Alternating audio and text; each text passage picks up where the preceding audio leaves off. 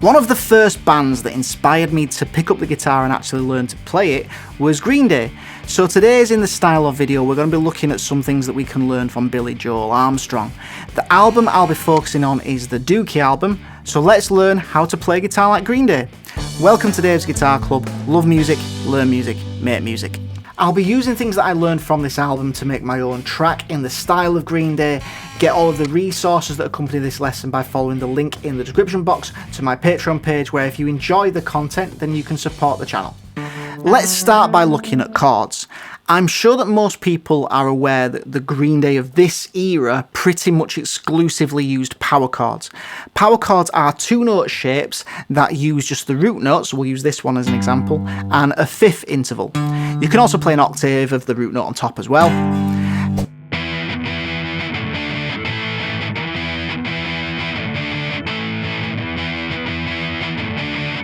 Now, power chords do not contain the third interval, which means they don't really have a minor or a major tonality. You see, Green Day used a lot of distortion, and distortion enhances harmonic overtones. Third interval harmonics don't sound very strong in relation to the root note when you have lots of distortion, but the fifth interval sounds great because of the way the frequencies of the harmonics respond with each other. And this is one of the reasons why power chords sound so powerful. I don't want to go into too much detail here about chord progressions and the progressions they like to use. I think the best thing you can do, and it's really good for you, is to play around with power chords and have fun, just finding patterns and riffs that work.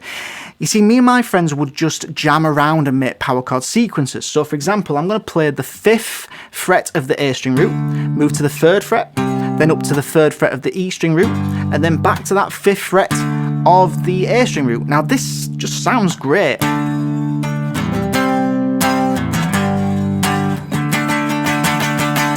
And I used my ears to find that. I didn't use any theory knowledge. I just experimented and I found something that I thought sounded good. So I recommend that you experiment and do the same thing. When it comes to rhythms, they tended to use a lot of just standard strumming patterns. Now, as the guitars, as I mentioned before, are drenched with distortion, playing normal strumming patterns will sound great. The thing that I really want to focus on and go into more detail about here, and in relation to their rhythms, of course, is their use of palm muting. Palm muting is a great technique and it sounds brilliant with power chords, and this gets used in songs like Basket Case,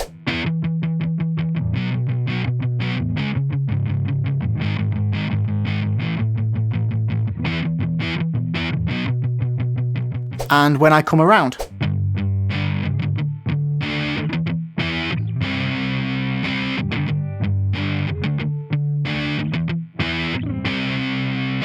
Palm muting is when you place the palm of your picking hand against the strings just next to the bridge whilst you pick or strum.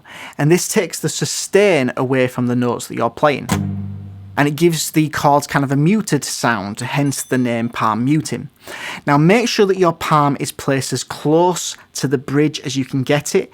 If you place your palm too far up, you will just completely mute the chord altogether and the notes altogether, and you really just want to mute the sustain note, so you need to get as close to the bridge as you can and it'll sound the best. The further up you get it, it just won't sound very good at all. Now let's take a D5, so a D power chord, to practice this at the 5th fret of the 5th string root. And I just want you to start by playing just 8th notes with a palm mute. So we're just doing down strums, 1 and 2 and 3 and 4 and now we're going to pick a few places to release the palm mute and let the full chord come through. And this is going to add some groove to the rhythm and it's going to give you that Green Day sound. So we start off with just the 8th notes down. And the pattern I've chosen to play goes like this. So we're going to play the full chord first without a palm mute twice, chord again, palm mute twice, chord again, and palm mute once. And this is going to be my pattern for each bar. So try playing this really slowly at first, and when the pattern starts to feel natural, you can speed it up. So.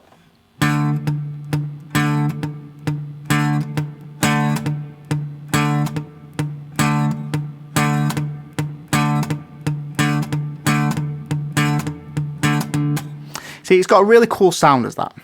Something that I really like in this album is the use of stops. So what I mean by this is when the guitar stops for just a beat within a bar.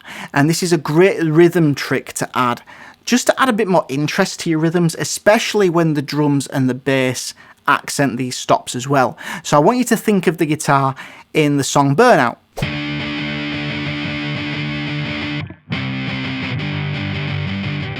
Now the next thing I want to talk about is the sound of power in these songs. Now this album has a very big and powerful sound, and one of the best ways to highlight this power may sound a little strange, because what I want you to think about is not playing guitar at all and letting the drums and bass play on their own. So if you look at songs like Longview, where the verses are just drums and bass, and then when the guitar does come in, it just has a lot more impact and just sounds huge and powerful. If the guitars are there all of the time, there's no variation in the arrangement and dynamics.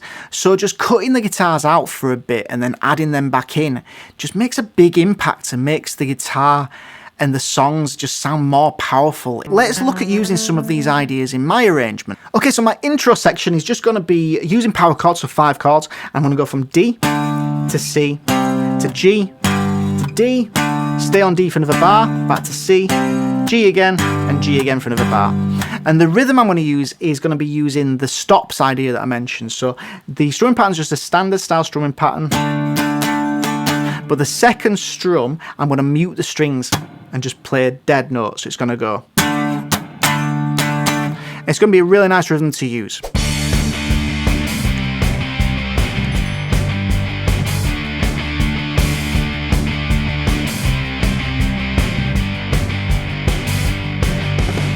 Next, we're going to go into a verse section, and I'm taking inspiration for these verses from the song Basket Case, so I'm going to be using that palm muted style rhythm. Everything's going to be using power chords again, and the progression is D5 for 2 bars, A5 for 2 bars, G5 for 1 bar, D5 for 1 bar, and then A5 for 2 bars. So that's all it is for the verse, but when I was writing this, I had in mind a verse and a pre-chorus, and these are linked together in my opinion because they have a similar rhythmic quality. So then this leads into a pre-chorus which goes G5 for 1 bar, A5 for 1 bar, G5 for 1 bar, A5 for 1 bar, G5 for 2 bars, and then A5 for 2 bars. And rhythmically throughout this verse and pre-chorus, we're using the palm muting pattern that we mentioned earlier. So it's going to be chord, mute, mute, chord, mute, mute, chord, mute. And I've mixed that up with just playing some standard straight palm muting 8th notes. And it's just a mixture of those kind of things. And it sounds pretty cool, so let's have a listen to that.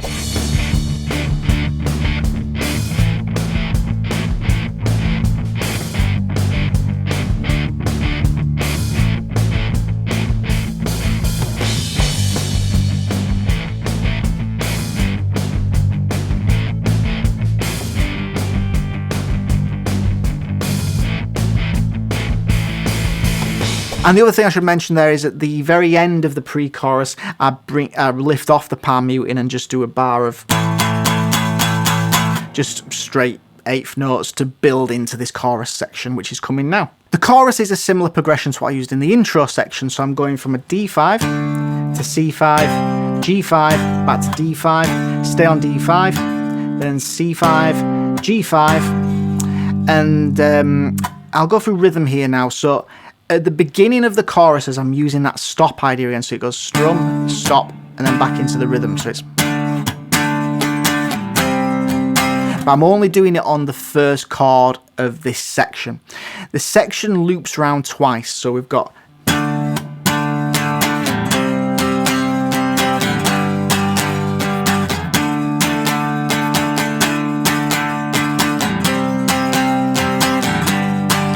now. At this point, this is where we repeat again, but the first time through doing that, I then play an octave pattern. Now, this isn't really used in this album too much, but this is definitely something the Green Day incorporate into their songs in later albums, but I'll just like the sound of it. So all I'm doing is playing an octave, which is, I'm doing a C, so I'm playing the 3rd fret of the 5th string root, mute the G string, play the 5th fret of the G string, mute the B string, and mute the E string. So everything's muted apart from those 2 notes. And then I played this pattern, go up to the 8th fret to an F octave, then up to the 10th fret, which is a G. And it's kind of got a and it just ties these two parts up together. So then it repeats the entire chorus again, but this next time it just stays on the G5 and doesn't do that octave pattern. So it seems like there's probably quite a bit there, but I'll just play it through for you so you can hear how it is, because it's not as complicated as I've probably made it sound there.